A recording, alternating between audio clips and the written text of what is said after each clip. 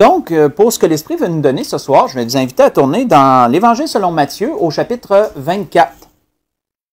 Évangile selon Matthieu.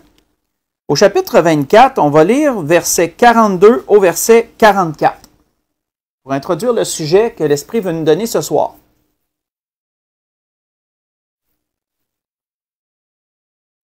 Donc, Matthieu, chapitre 24, débutant au verset 42 jusqu'au verset 44. On voit qu'il est dit, disait le Seigneur, « Veillez donc, puisque vous ne savez pas quel jour votre Seigneur viendra. Sachez-le bien, si le maître de la maison savait à quelle veille de la nuit le voleur doit venir, il veillerait et ne laisserait pas percer sa maison.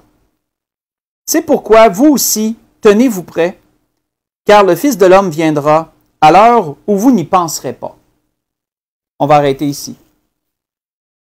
Donc, quand nous considérons que ces paroles qu'on vient de lire, on voit que elles ont été un peu la conclusion de questionnements que les apôtres ont posés au Seigneur. On ne le lira pas, mais vous savez que Matthieu 24 est basé sur le fait que les apôtres ont posé 3 questions au Seigneur. 3 questions.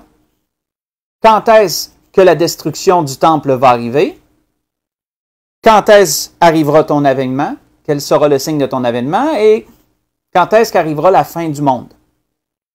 Autrement dit, la fin de ce monde, la fin d'un monde. Et on peut voir que tout Matthieu 24 est basé sur ces questions-là que les apôtres ont posées au Seigneur. Des choses qui allaient les concerner eux dans leur temps, mais aussi des choses futures qui n'allaient pas nécessairement les concerner eux, mais qui allaient concerner les autres qui auraient cru en leur prédication pour les générations à venir.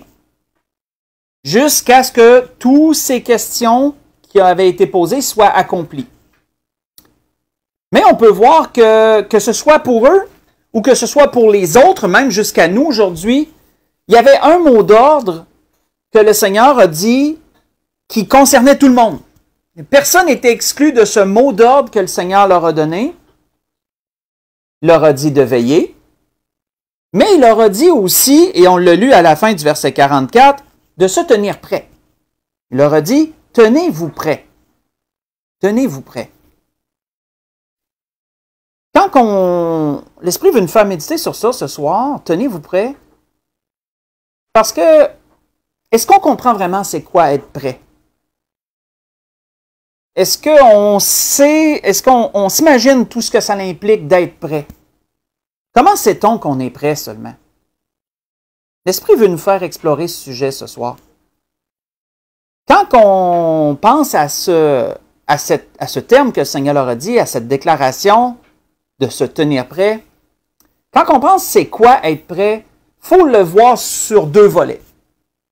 Parce qu'il y a un volet physique, il y a une description physique, il y a une définition physique, puis il y a aussi un volet psychologique, une définition du point de vue psychologique. Être prêt se fait sous 2 niveaux, niveau physique, niveau psychologique, qu'on peut inclure spirituel également. Mais commençons premièrement par le physique. Physiquement, c'est quoi être prêt physiquement? Et on va tourner pas tellement plus loin et on va aller explorer cela. Dans Matthieu 22, pas tellement plus loin. Allons voir c'est quoi physiquement être prêt. Qu'est-ce que ça l'implique? Qu'est-ce que ça comporte d'être physiquement prêt?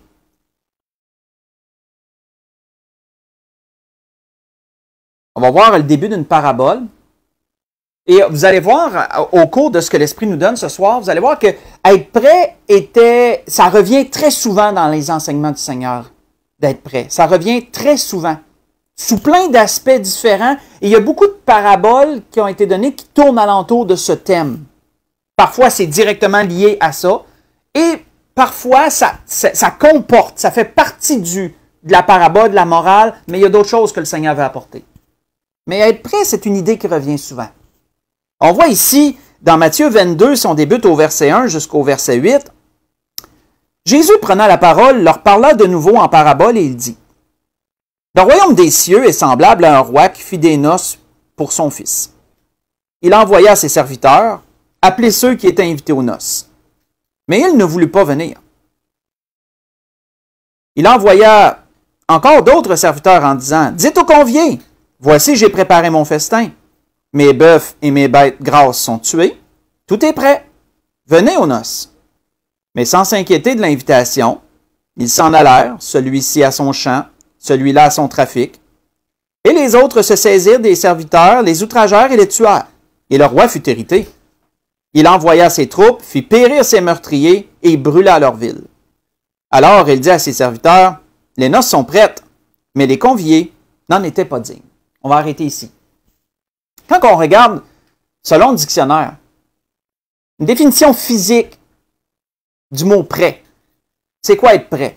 Selon le dictionnaire, c'est de mettre dans une disposition propre à atteindre un but fixé ou proposé. Donc, pour simplifier, vulgariser, on peut dire que physiquement, tu as besoin d'être prêt quand tu as un but fixé, puis tu veux tout mettre à disposition pour atteindre ce but-là. Et donc, si tu as réussi à mettre tous les éléments à disposition pour atteindre ton but, mais là, tu peux dire physiquement que tu es prêt pour la chose en question.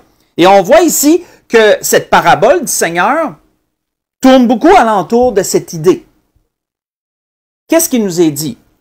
Il nous est parlé d'un roi qui a voulu préparer des noces pour son fils. Ça, c'est le but.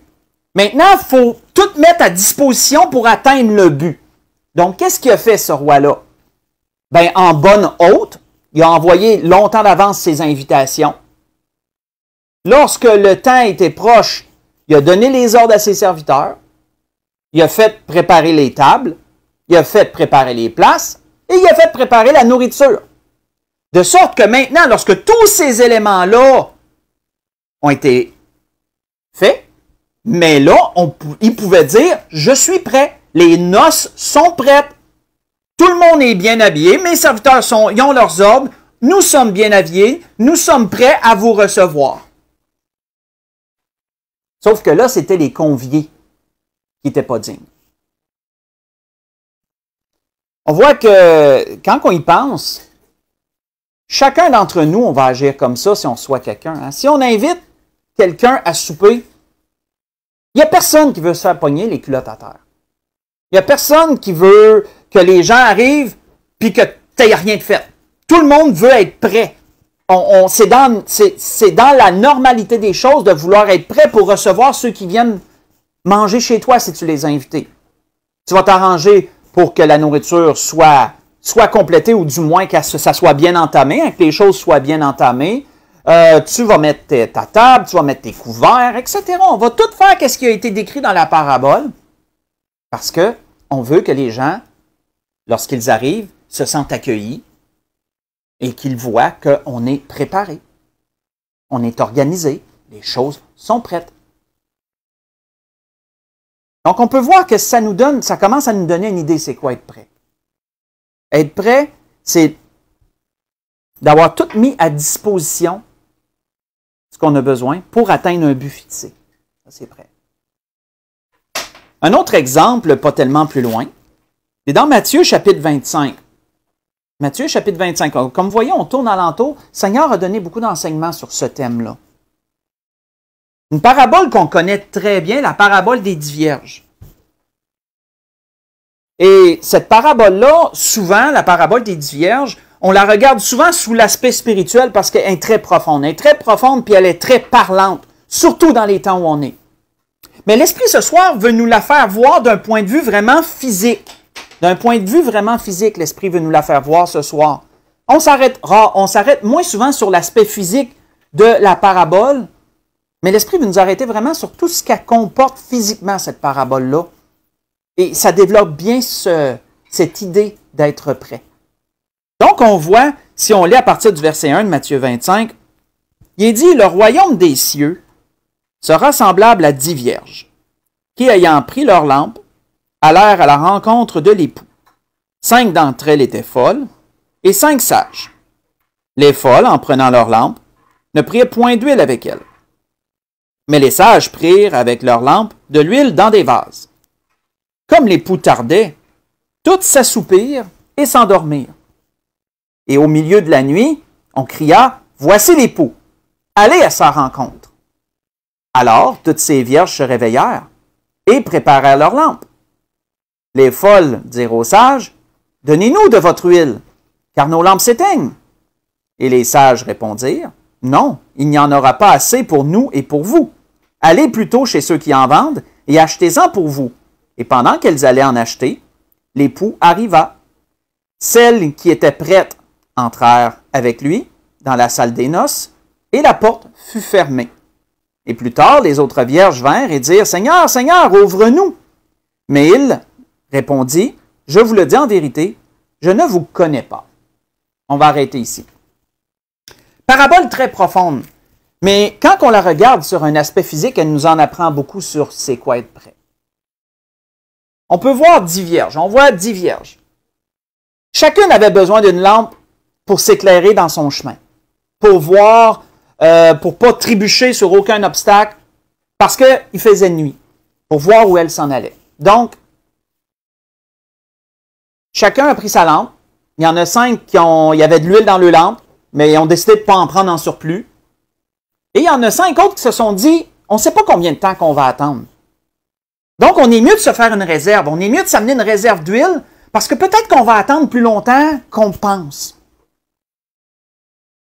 Contrairement aux 5 folles, les autres qui n'ont pas considéré que l'attente pouvait peut-être être longue, donc ils ont simplement pris la lampe, puis l'huile qui logeait, l'huile que contenait la lampe, puis se sont dit, on va en avoir certainement assez de ça. Et lorsqu'elles sont arrivées à l'endroit où l'époux devait venir les prendre pour les amener dans la salle, ben là, il n'y avait personne. L'époux n'était pas là. Donc, ils l'ont attendu. Elles l'ont attendu. Elles l'ont attendu. Et là, la nuit est tombée. Et qu'est-ce qu'elles ont toutes fait? Elles ont toutes fait la même chose. Elles ont toutes eu le même réflexe. Les folles comme les sages. Elles se sont dit, bon, on va s'assoupir un peu. Hein? On ne peut pas attendre debout pendant 10 heures de temps. On va s'étendre. On va s'étendre, puis on va s'assoupir. Ils se sont endormis. Mais là, au milieu de la nuit, le cri s'est fait entendre. L'époux y arrive. Préparez-vous. Non, on voit que se sont toutes levées. Puis, qu'est-ce qu'ils ont fait? Ça, c'est un exemple que je donne souvent à l'Église. Ils ont certainement un peu frotté leur robe pour défriper leur robe. Peut-être qu'elles se sont un peu recoiffées, parce que quand tu te couches, les femmes ont les cheveux longs. Et ça se peut qu'en se couchant, ça se peut que ça soit un peu de travers. Les robes se sont peut-être fripées un peu. Donc, à ce moment-là, la parabole ne le dit pas, mais en toute logique, en tout bon sens, ils se sont certainement un peu recoiffés vite, défripé leur robe. Puis, bien sûr, le plus important, ils se sont assurés que leur lampe était prête, parce qu'il y avait encore un bout de chemin à faire avec l'époux. Il y avait un petit bout de chemin à faire avec l'époux pour rentrer dans la salle. Ils se sont assurés que leur lampe soit prête. Mais là, à ce moment-là, les folles se sont rendues compte que l'huile manquait, que là, la flamme s'éteignait, qu'il n'y avait plus d'huile. Et donc, les autres ont dit, on ne peut pas vous en prêter, on n'aura peut-être pas assez pour le restant du chemin. Donc, à ce moment-là, les folles se sont tournées. Les sages, elles, avaient de l'huile en réserve. Donc, puisqu'elles avaient prévu que l'attente pouvait être plus longue, puis qu'elles s'étaient préparées en fonction de ça, tout était là à disposition pour atteindre le but. Et donc, quand l'époux est arrivé, elles avaient le lampe, elles étaient allumées, elles voyaient où elles étaient, et l'époux les a amenées avec lui dans la salle des noces et la porte fut fermée, comme la parabole le dit. Encore là, cette parabole tourne alentour de ce thème que celles qui sont entrées étaient celles qui étaient prêtes. De là l'importance d'être prêt. Et pourquoi qu'elles étaient prêtes? Parce que tout était disposé pour atteindre le but fixé. Elles avaient tout ce que comportait leur préparation, leurs besoins, contrairement à d'autres qui n'avaient pas prévu le coup. On voit que ça me fait penser, quand je méditais sur ces choses, ça me fait penser, autrefois, là je vais vous raconter une anecdote. C'est autrefois, quand on attend, maintenant, là je me mêle dans mes pinceaux, maintenant, quand on veut aller à la clinique, à notre clinique médicale, chez nous, maintenant, on a un service par Internet. Hein. On s'enregistre par Internet, c'est facile, puis ça va. Excusez-moi, ça va bien.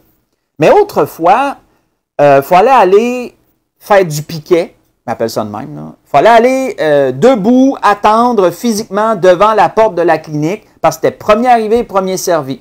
Les portes ouvraient à 7h45, puis si tu voulais avoir une place, c'était mieux d'être là de bonne heure. Plus de bonne heure que le monde arrivait là, pour être sûr d'avoir une place, parce que les places étaient limitées, c'était à l'entour de 6 heures. Donc, il fallait que tu t'armes de patience. De là, la préparation. En été, c'est pas trop pire. Hein? Il y en a qui s'amenaient une chaise de parterre, un petit livre à lire. Puis, oui, il y en a qui arrivaient là avec leur chaise de parterre, ouvraient la chaise direct devant la porte ou dans la rangée là, de monde qui attendait. Puis, s'assisaient, lisaient un livre ou peu importe. Mais en hiver, là, à moins 20, là, quand tu avais besoin d'aller voir le médecin, ça, c'est une autre histoire. Là, il fallait que tu prévoies le coup en titi. Il fallait que tu t'habilles en pleurs d'oignon pour ne pas geler sur place parce que tu pouvais attendre là pendant quasiment 1h30, 2 heures, là, puis il n'y a pas d'abri. Là. Il fallait que tu prévoies le coup. Tu t'habilles en pleurs d'oignon avec des bonnes bottes chaudes, des bonnes mitaines, bonnes tuques, etc. Puis que tu sois vraiment armé et prêt pour attendre là pendant un certain temps au gros froid. Là. Si tu avais absolument besoin d'aller à la clinique, et cette journée-là, il faisait vraiment très froid. Ça m'est déjà arrivé, c'est pour ça que c'est facile d'imaginer ça. Mais quand tu étais là-bas, puis que tu t'étais préparé, tu étais vraiment avec ton habit de neige quasiment, là, puis tout, là. Tu sais, c'est sûr que c'est plate d'attendre, mais c'était supportable, tu étais capable. Sauf que quand on était là-bas, puis qu'on voyait arriver un petit jeune, parce que c'était souvent plus ceux-là, un petit jeune avec ses petits souliers, avec ça de découvert au-dessus des souliers, là, tu sais, les pantalons qui n'arrivent pas jusqu'aux souliers, puis avec son petit manteau quasiment d'automne, avec les deux mains dans les poches, là, tu te disais, oh my, lui, il t'offrira pas run. Il se plaçait dans la rangée, puis il pianotait d'un bord, puis il pianotait de l'autre, puis à un moment donné, tu voyais qu'il était vraiment plus capable. Il s'en allait se réchauffer. Mais pendant qu'il s'en allait se réchauffer, qu'est-ce qui arrivait? Bien, il y avait un autre qui prenait sa place, parce que là, c'est ça. C'est une image qui m'est venue comme ça, mais ça démontre exactement, je trouve que ça démontre assez bien la même chose que la parabole, c'est être prêt. C'est quoi être prêt? D'avoir prévu les choses, d'avoir mis à disposition tout ce qu'il y avait à mettre pour atteindre ton but, pour atteindre le but. Quand les portes s'ouvraient à 7h45, tu étais content d'être le premier en avant ou dans les premiers. Tu savais que ta place était assurée pour rencontrer ton médecin. Ou le médecin de famille si tu en avais un. Ou un autre médecin de la clinique. Mais si tu étais retourné dans ton char pour te réchauffer parce que tu n'étais pas préparé, ben là, il fallait que tu ailles en arrière au complet de la file, puis là, probablement que tu ne passais pas. Probablement que tu te faisais dire, ben désolé, c'est plein, on te revient demain. Il faut arriver. Les disciples, si on revient à la parole de Dieu, les disciples, lorsque le Seigneur était physiquement présent, c'était un concept que le Seigneur leur avait appris. Et les disciples devaient être prêts avec le Seigneur à toute éventualité parce que le Seigneur leur en faisait vivre de toutes les couleurs. Dans le sens qu'il y avait tellement de monde qui voulait venir voir le Seigneur, il fallait qu'ils soient prêts à beaucoup de choses, les disciples, pour assister le Seigneur dans les besoins qui étaient.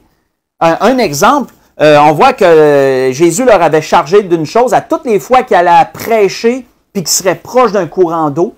Jésus leur avait dit ceci: il chargea ses disciples de tenir toujours à sa disposition une petite barque afin de ne pas être pressés par la foule. Vous voyez ça dans Marc 3, verset 9. Et autrement dit, là, lorsque le Seigneur arrivait quelque part, s'il savait qu'il était sur le bord de l'eau, les disciples, ils savaient tout de suite. La première affaire qu'il fallait qu'il y en ait qui pensent, c'est de dire, OK, il faut préparer une barque. Il faut vraiment avoir une barque parce que là, le Seigneur, sinon, là, le monde voulait tellement le toucher, tellement être après lui, il ne serait jamais capable de parler librement. Et donc là, il s'arrangeait toujours pour qu'il y ait une petite barque, parce que le Seigneur, c'est ça qu'il leur avait donné comme prescription. Arrangez-vous pour être prêts quand que je vais commencer à enseigner, quand je vais commencer à enseigner. Et donc, les disciples s'arrangeaient pour être prêts. Ça, c'est un exemple, mais il y avait sur plein d'autres choses. Il fallait que les disciples soient prêts à toute éventualité quand le Seigneur était là. Parce que le Seigneur pouvait leur demander des choses au besoin. Donc, on voit c'est quoi physiquement être prêt. Mais être prêt ne comporte pas seulement un côté physique. Il y a un grand côté psychologique aussi à être prêt. Et ça, c'est une autre chose qu'on doit prendre en considération. On doit être prêt physiquement, puis il y a beaucoup d'exemples qu'on pourrait donner qui démontrent ce besoin. Mais psychologiquement, on doit aussi être prêt. On doit aussi être prêt. Si on revient à Matthieu 24, où est-ce qu'on a lu en introduction, dans Matthieu 24, Si on lit la suite, à partir du verset 45, on sait qu'on a lu du verset 42 au verset 44, Seigneur, à travers cette prescription-là de se tenir prêt, il aura amené l'idée que si quelqu'un savait qu'un voleur va venir durant la nuit, puis qu'il va se faire voler, ben la personne en question va s'arranger pour être prête. Elle va être physiquement prête, mais psychologiquement, crée-moi que ce voleur-là, il ne laissera pas faire. Il ne se laissera pas voler. Psychologiquement aussi, il va être prêt à l'accueillir, cette personne-là qui va venir le voler. Le Seigneur donnait cette image-là pour démontrer qu'il faut être prêt. Donc, on voit qu'être prêt, ce n'est pas juste physique, c'est psychologique aussi. Quand on lit la suite, le Seigneur en a donné un exemple dans la suite, si on lit à partir du verset 45. On voit que le Seigneur dit, « Quel est donc le serviteur fidèle et prudent, que son maître a établi sur ses gens pour leur donner la nourriture au temps convenable? Heureux ce serviteur que ce maître, à son arrivée, trouvera faisant ainsi. Je vous le dis en vérité, il l'établira sur tous ses biens. Mais si c'est un méchant serviteur, qui dise en lui-même, « Mon maître tarde à venir », s'il se met à battre ses compagnons, s'il mange et boit avec les ivrognes, le maître de ce serviteur viendra le jour où il ne s'y attend pas et à l'heure qu'il ne connaît pas. Il le mettra en pièces, lui donnera sa part avec les hypocrites. C'est là qu'il y aura des pleurs et des grincements de dents. On va arrêter ici. Le Seigneur nous a donné ici, à travers ce qu'on vient de lire, un bon exemple de c'est quoi psychologiquement être prêt. Selon le dictionnaire, définition psychologique du concept d'être prêt, c'est qui est en état de faire, d'entendre, qui est disposé, qui est en état, frères et sœurs, en état de faire quelque chose. Donc, il n'y a pas juste le physique, il faut être en état de faire quelque chose, en état d'entendre quelque chose. Il faut être disposé à la chose en question. Si on a ça, ben on peut dire que psychologiquement, on est prêt. On voit ici que le serviteur fidèle qui nous est mentionné dans la première portion de cette parabole-là, le serviteur fidèle, il ne s'est pas dit quand est-ce que mon maître va arriver. Lui, il avait un but, c'était d'accomplir sa tâche au mieux. Donc, son maître reviendra quand il reviendra, mais je vais accomplir ma fonction au mieux. Et donc, il s'est disposé à continuer à accomplir sa tâche. Il s'est appliqué à ce qu'il avait à faire sans s'enquérir du retour de son maître, sans penser, sans s'arrêter sur c'est donc bien long, ça prend donc bien de temps, etc. Et donc, quand son maître est revenu, son maître a trouvé son serviteur dans la même condition qu'il est parti. Que quand il est parti, il a trouvé son serviteur toujours appliqué à donner la nourriture au temps convenable. On pourrait dire à ceux à qui qu'il devait nourrir, à ceux qu'il devait nourrir. Et donc, on voit que le maître a été content de ce serviteur-là. Il l'établira sur tous ses biens, que la Bible nous dit. Mais qu'est-ce qui arrive avec le méchant serviteur? C'est que lui, il n'a pas été prêt. Il n'a pas été prêt au retour de son maître. Lui, il a trouvé à un moment donné que ça prenait trop de temps. Puis qu'est-ce qu'il a fait? Il s'est relâché. Mais pas seulement relâché. Il s'est carrément dégradé. Il s'est dégradé, puis il est tombé dans des basses mœurs. Il a commencé à être violent avec ses compagnons, avec les autres. Il a commencé à être violent, il a commencé à être dur avec eux autres. Puis en plus de ça, il a commencé à être débauché, à boire avec les ivrognes, etc. Et donc, quand son maître est revenu, il était-tu prêt à recevoir son maître? Pas pantoute. Pas pantoute. Il va avoir honte pas à peu près lorsque son maître est arrivé, puis que son maître l'a pris dans cette condition-là, l'a surpris dans cette condition-là. Et c'est pourquoi que la Bible nous dit qu'il l'a mis en pièces, en voulant dire qu'il l'a démis de toutes ses fonctions, là, puis ça a dû être violent. Là. Il l'a démis de tout, puis il a donné sa part avec les hypocrites, que la Bible nous dit. Être prêt psychologiquement, frères et sœurs. Vous avez un bon exemple. En fin de semaine, on va avoir un frère et une sœur qui vont se marier. Nous, à l'Église de l'Espérance, on a la grâce d'avoir un membre de l'Église qui se marie en fin de semaine. Et ce frère et cette sœur, comme on le sait, un mariage, il faut que tu sois prêt. Et on ne parle pas juste d'être prêt physiquement. Ce n'est pas juste que les décorations, ou peu importe ce qui doit être fait durant le mariage, soient prêts. Mais psychologiquement, là, les gens qui se marient doivent être prêts à se marier. Il y a toute une préparation psychologique qui suit ça aussi. Ce n'est pas juste un aspect physique. Il faut vraiment méditer sur tout ce que ça va impliquer là, de se marier. Pour la vie, etc., etc. On voit que les gens qui auront une part à jouer dans ce mariage-là, ils doivent être prêts aussi. Je devrais être prêt, parce que moi qui vais marier, je devrais être prêt. Pas seulement physiquement, psychologiquement, il va falloir que je sois prêt aussi. Etc. On voit que Paul avait dit à Tite, faites juste écouter, ce concept-là psychologique d'être prêt s'applique à bien des endroits, ça ressort à beaucoup d'endroits dans la parole.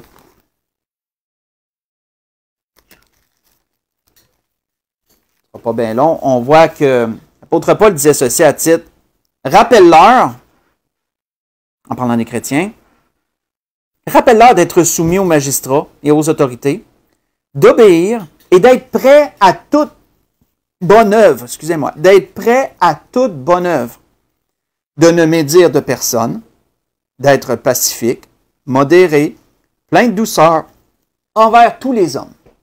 Ce que je vous ai lu, c'est dans Tite chapitre 3. J'ai lu le verset 1 et le verset 2. Rappelle-leur d'être prêt à toute bonne œuvre. Et comment devait-il être prêt? De ne pas médire de personne, d'être pacifique, d'être doux, d'être modéré. C'était toutes des choses dans lesquelles ça devait être présent pour qu'il soit prêt à toute bonne œuvre, autrement dit. Si ces choses ne se trouvaient pas en eux, ben, ils ne seraient pas prêts à toute bonne œuvre. S'ils n'étaient pas enclins à la modération, s'ils n'étaient pas des gens remplis de douceur, s'ils n'étaient pas des gens non médisants, s'ils n'étaient pas des gens qui n'étaient pas pacifiques, ils ne seraient pas prêts à toute bonne œuvre. Donc, pour être prêt, il faut que les choses soient présentes, il faut que les choses soient là pour être prêt. Physiquement, on le voit, mais psychologiquement également. Il faut être en état, comme la définition du dictionnaire le dit, il faut être en état. On voit que l'apôtre Pierre, il avait dit à lui aussi, avait apporté ce point-là aussi en disant « Mais sanctifiez dans vos cœurs Christ le Seigneur, étant toujours prêt à vous défendre avec douceur et respect devant quiconque vous demande raison de l'espérance qui est en vous. » Pierre disait ça dans 1 Pierre 3, verset 15. De toujours être prêt à se défendre avec douceur. Encore là, on voit l'aspect psychologique d'être prêt. Il faut que la douceur soit présente pour que lorsque tu as à te défendre contre peu importe ce qu'on t'amène, qui aurait rapport avec tes croyances ou autre, des sujets sensibles, bien, à ce moment-là, il faudrait que tu ne sois pas quelqu'un qui saute tout de suite sur ses gonds, quelqu'un qui s'emporte. Il faudrait que tu sois prêt. Et comment tu pourrais être prêt? Ben, c'est en ayant ces choses. Vous savez, dans cette pensée-là d'être prêt, on peut penser parfois qu'on est prêt. Et parfois, on se dit qu'on est prêt à quelque chose. Mais est-ce qu'on est toujours prêt nécessairement? Est-ce qu'on est toujours prêt? L'apôtre Pierre, lorsque le Seigneur il a dit qu'il devait souffrir et même mourir, l'apôtre Pierre, il a pensé qu'il était prêt. On le sait. L'apôtre Pierre a pensé qu'il était prêt. Lorsque le Seigneur lui a parlé de ce qui allait arriver, de ce qu'il devrait vivre, Pierre a tout de suite repris le Seigneur, a dit « Seigneur, ça ne t'arrivera pas. » Puis Pierre a dit au Seigneur, « Moi, je suis prêt. Moi, j'ai tout. Là. J'ai tout, là. Je suis prêt à mourir pour toi. Aller jusqu'à la mort pour toi. Je suis prêt à te suivre, puis je suis prêt même à mourir. Puis on voit que Jésus, il avait dit, Pierre, tu penses être prêt, mais malheureusement, tu n'es pas prêt. Parce que le coq va chanter, là, puis tu vas m'avoir renié 3 fois. Tu vas avoir nié 3 fois de me connaître lorsque le coq va chanter. Pierre pensait être prêt, mais il ne l'était pas nécessairement. Parce que, frères et sœurs, être prêt, c'est pas quelque chose, c'est quelque chose qui se planifie, c'est quelque chose qui s'organise, c'est quelque chose qui prend du temps. Être prêt, c'est pas comme un claquement de doigts puis dire « je suis prêt ». Parce que souvent, tu vas te faire prendre dans quelque chose puis tu ne seras pas nécessairement prêt. Pour être prêt, il faut que tu voies un peu les choses qui s'en viennent pour être prêt. Tu t'y prépares.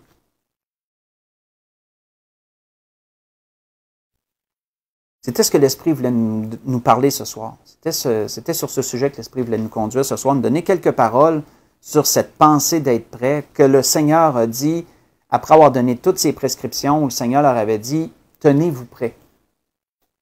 Tenez-vous prêts. Pour conclure, dans les Actes, allons dans les Actes chapitre 21, l'apôtre Paul a pu nous démontrer, lui, c'était quoi être prêt. L'apôtre Paul l'a démontré. Dans les Actes au chapitre 21, et c'est un peu l'inverse de Pierre dans ce sens. Pierre a été prêt plus tard. Après l'erreur qu'il a commise, il était prêt plus tard. L'apôtre Paul nous démontre c'est quoi être prêt. Dans les Actes chapitre 21, on le voit si on lit à partir du verset 8, puis on va conclure à cet endroit.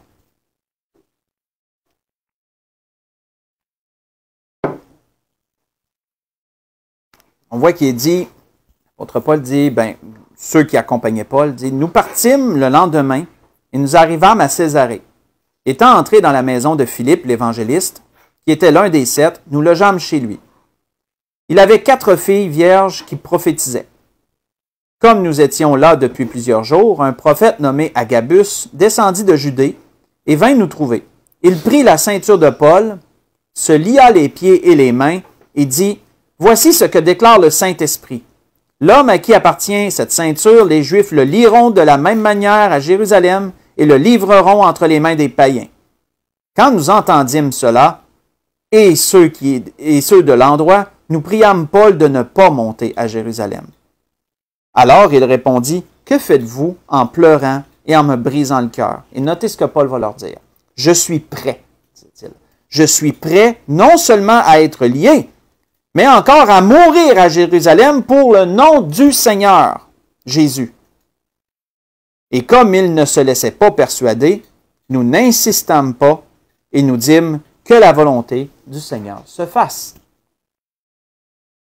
L'apôtre Paul n'a pas dit ça sur un coup de tête. Lorsqu'il a fait face au danger que le prophète Agabus l'a averti des dangers qui s'en venaient, puis que Paul lui a dit « Je suis prêt pour la suite », l'apôtre Paul, contrairement à Pierre qui avait dit sur un coup de tête « Seigneur, je suis prêt à te suivre jusqu'à la mort », mais Paul n'a pas dit ça sur un coup de tête. Paul, c'était mûrement pensé, là. C'était mûrement pensé, c'était mûrement réfléchi. Il savait où ça s'en allait, il s'en doutait du moins.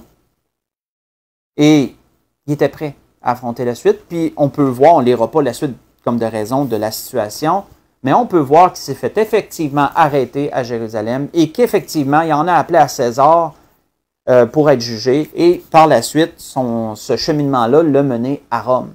Et il est mort là-bas. Mais l'apôtre Paul y était prêt. Il l'a démontré. La grâce que je nous souhaite à tous, frères et sœurs, on est dans les temps de la fin. Je ne suis pas le seul à le dire. Les temps sont courts. Et souvenons-nous que le Seigneur avait dit à ses disciples, après leur avoir raconté des événements qui les concernaient eux, mais qui nous concernaient nous aussi de nos jours, parce qu'on est la génération, à qui ces choses-là vont arriver dans Matthieu 24. On est cette génération-là qui vont voir une partie de son terre. Pas tout ça comme de raison, mais on va voir une partie de ça. On est cette génération-là. Et la nation juive, qui dans notre génération, qui vit aujourd'hui, est celle qui va vivre tout ce que le Seigneur a dit dans Matthieu 24. Mais le mot d'ordre, que ce soit nous, que ce soit les Juifs qui sont chrétiens, que ça a été au temps des apôtres. Le mot d'ordre était tout le même. Tenez-vous prêts. Parce que le Maître, le Seigneur, va venir. Alors, vous n'y penserez pas. C'était ce que l'Esprit voulait nous donner ce soir. Donc, je voudrais vous souhaiter à tous et à toutes un bon restant de semaine. Que le Seigneur vous bénisse, que le Seigneur vous dirige en toutes choses. On va se dire pour l'Église de l'Espérance à dimanche. Je vous aime, que le Seigneur vous garde.